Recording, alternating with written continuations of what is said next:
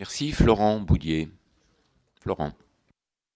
Oui, Monsieur le Président, je participerai au concert de louanges sur ce beau couple que vous formez aujourd'hui, couple parlementaire, dont la durabilité n'est toutefois pas assurée en dehors des murs de cette commission.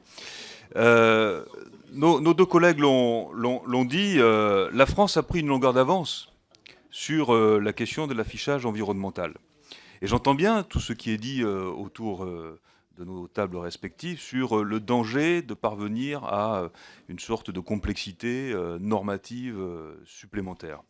Mais à travers la question de l'affichage environnemental, qui sera demain et qui est déjà un dossier européen, c'est bien aussi la bataille des normes à venir qui se joue, celles qui ne manqueront pas d'être tôt ou tard décidées, adoptées au niveau européen. Et donc l'enjeu pour la France, c'est de peser dans les prochains mois, les prochaines années, sur la définition de ces normes.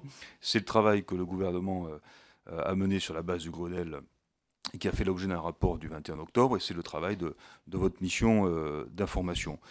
Laurent Sabaye disait tout à l'heure, consommateur responsable, mais consommateur aussi éclairé, parce que sur la question des logos, nous voyons bien qu'il y a des confusions possibles, des difficultés. Je pense au logo éco-emballage qui est parfois pris comme un logo signalant que les produits sont recyclés ou recyclables, ce qui n'est, vous le savez, pas du tout le cas. Trois questions.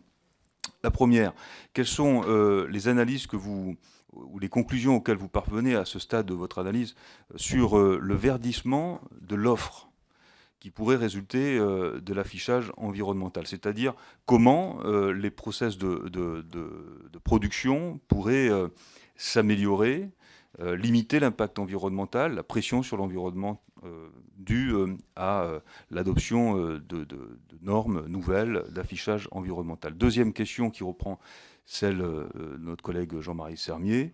Comment peut-on évaluer aujourd'hui les avantages qui pourraient résulter de l'affichage environnemental en termes de compétitivité prix et de compétitivité hors prix? Je veux bien que l'on signale toutes les contraintes nouvelles que pourrait supposer l'affichage environnemental, mais il y a aussi, me semble-t-il, plusieurs analyses qui prouvent qu'il y a des avantages concurrentiels possibles. Et puis troisième question, Monsieur le Président, la dernière, qui concerne la diversité des secteurs et des entreprises concernées. Et on a touché du doigt la question du secteur agricole, du secteur agroalimentaire. Comment adapter vos réflexions aux spécificités que vous avez soulignées de ces deux secteurs en particulier? Je vous remercie. Près de 3 minutes.